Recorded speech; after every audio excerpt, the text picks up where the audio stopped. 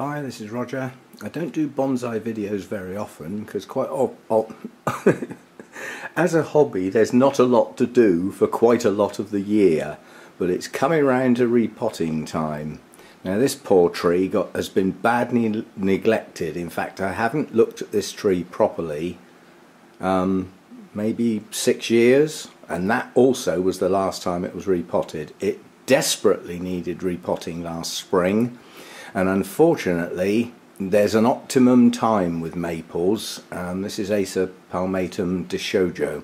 Lovely red leaves when they come out in a minute, and I need to get this done before they come out. Unlike last year, I had several bonsai got repotted and got filmed and they got trimmed, and then I had a break. I've got 200 orchids to look after in the meantime, and by the time I got round to this one, the one I should have done first, the leaves were fully open, and quite honestly in my book that's too late. You need to catch the buds as they're swelling, and there's some good logic there.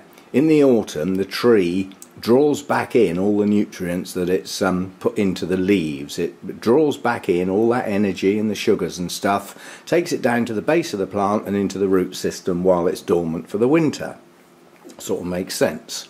And then in the spring, you've heard the expression the sap is rising. Well, that's exactly what happens. All that stored energy and all those sugars gets pushed back up into the tree to push the buds out. Well, at that point when those buds start to swell, the roots aren't doing so much. They've sort of done their job. So disturbing them at that time does make sense. Now the neglect on this tree means it's got leggy. The branches have moved away from the centre part of the tree. You know, we've got wildlife on one of the branches. Oh well, it's only a little spider, he can stay. So getting it back in shape is going to take quite a few years. I don't know how many yet, but I pruned it in such a way last spring. I wish I'd repotted it as well, but I missed my chance. But I pruned it in such a way to force the energy back down the branches. I left a few sap drawers, as they're called, you know, some healthy bits on the end of the branches to make sure the sap continued to flow. But what I was hoping for was a lot of back budding. Well, in the main, the trick has worked. I've got a lot of new growths on quite a few of the branches. So the ends of those branches can now be pushed back, taking these leads off, yeah, which will force those to grow and reshape the branches. And quite a lot of pretty good growth down near the base of some of these.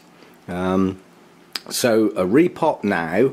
This was the branch that I was hoping to get a lot more back budding on, and I got one. One's not good enough.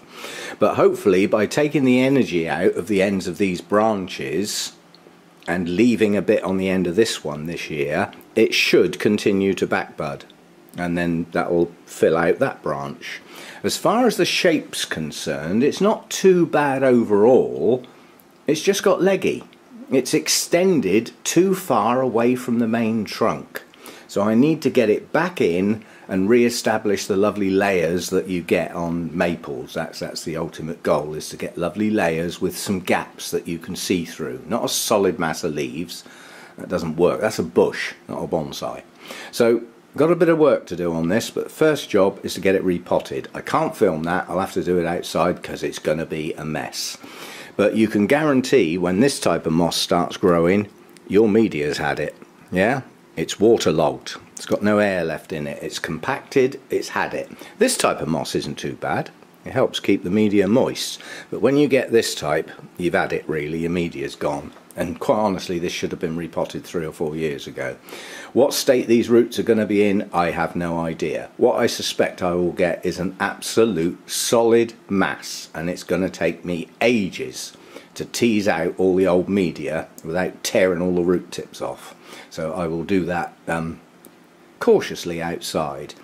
I've got a feeling there might be some major surgery coming up on this. Looking at the tree from here, there is an apex, and this branch is technically part of it, but that branch is ugly.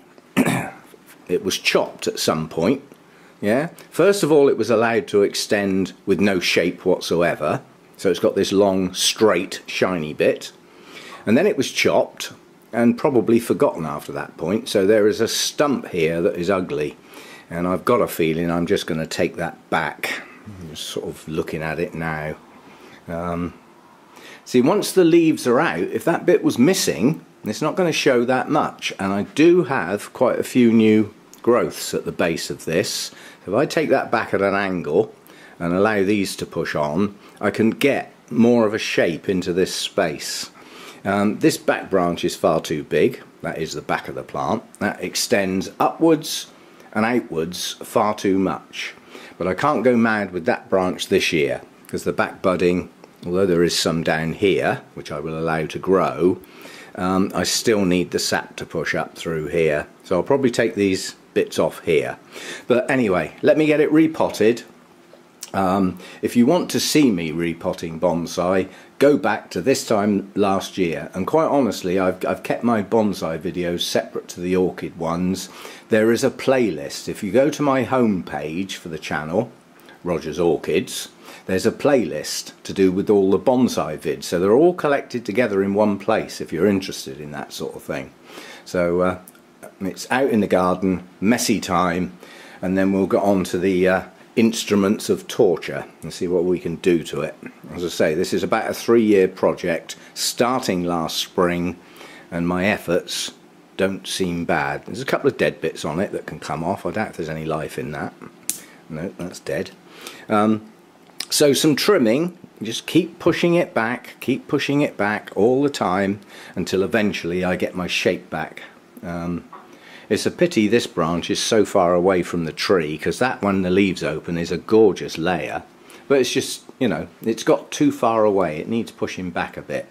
But I won't push this lower branch back too far, because quite honestly that needs to be the farthest point away from the trunk. The lower branches need to also to be the widest on a maple, and then gradually tapering up to a nice sort of domed apex, which is the goal. I won't achieve it this year, but by next year this tree should be looking pretty good. Okay, so I'll come back to this when I've done the repotting and just show a bit of the trimming and the logic. I changed my mind. I mean, although I don't mind talking to myself in the house, I don't like doing it in the garden, but there's no reason to film, not to film, sorry, and then add the soundtrack in. So I've prepared my pot, I've got some straining wires to strap the thing in, and I've got my little drainage hole covers. I've retained some of the moss because I want to try and re-establish that. So yeah, the pot's all ready, and now all we got to do is get the plant in it. So what I've done is I put some very coarse grit over those drainage areas, and then I've used a product called Ceramis to just get a layer on the bottom. Now Ceramis is baked clay. It's a bit like Akadama in bonsai world. And I've got my mix. This is all sorts in here. It's slightly acidic, suitable for maples, and I was always told by a good friend, you can tell when you've got enough grit in your mix because you can hear it. It will have that scratchy, coarse sound. So there's a lot of grit in here for drainage, and it helps the roots branch. So that's sort of ready to go. And I was well pleased with the root system. Surprised and well pleased. It's quite a good fibrous root system. I haven't got all the old media out. It's absolutely impossible. But I want this to look like a tree on a hill. If that makes sense. That's my feet. You're not supposed to be looking at them. I sometimes forget when I'm doing something with one hand that I've actually got the camera in the other hand. So I'll apologise for this bit. You're supposed to be looking at this. That's more like it.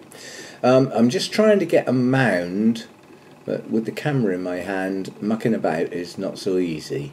I want this to be like on a hill, so I need a good mound there, but I don't want it so high that it sort of sticks up in the air. It's not supposed to look like it's on a mountain, so I'm just spreading that media out. Sorry it's off camera. I'm out of practice filming this sort of thing. So I've just spread that out to lower it, and then again put the tree on, check what it looks like. Is it at the right height yet?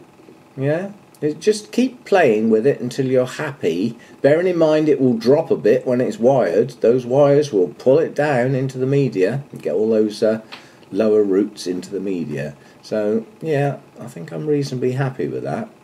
I want the best roots showing from the front, so that's about right, I think. And that's it done.